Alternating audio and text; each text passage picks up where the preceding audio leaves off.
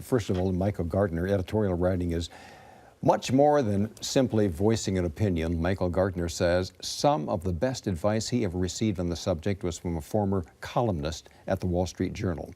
We spoke with Mr. Gartner recently about that advice and his approach to editorials at the Ames Tribune and his Pulitzer Prize-winning column centering on the emotional remembrance of his late son, Christopher.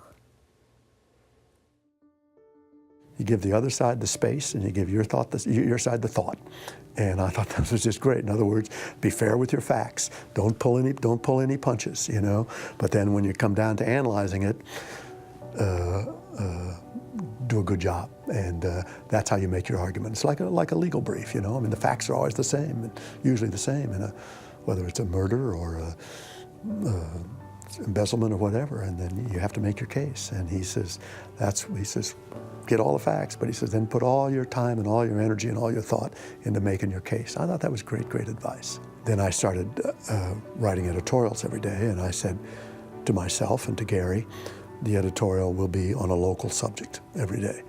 And then I said to myself, nobody cares what I think. I have to prove my point. So to write a good editorial, you have to report. So you have to have the facts, because you shouldn't be able to convince anybody about something just because of who you are or whether you're a good writer or not. You have to have the facts. And so every day I would report, just as the reporters there were doing, and then I'd usually write it at home that night. Every day you would write one, and I tended to write long, but I owned the paper. I used to write about him a lot when he was a little boy, and I wrote about him when he died. It was Christmas, and you think about family, and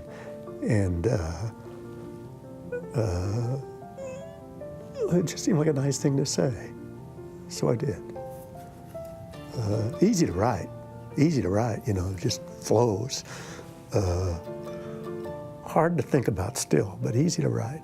And I usually, you know, when you have a child who dies, and that's been 94, that's been, you know, he's been dead 22 years, longer than he lived. But you still think about him 30, 40 times a day.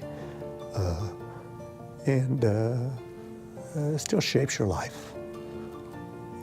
So I don't know why I wrote about it, but I did, and I'm glad I did.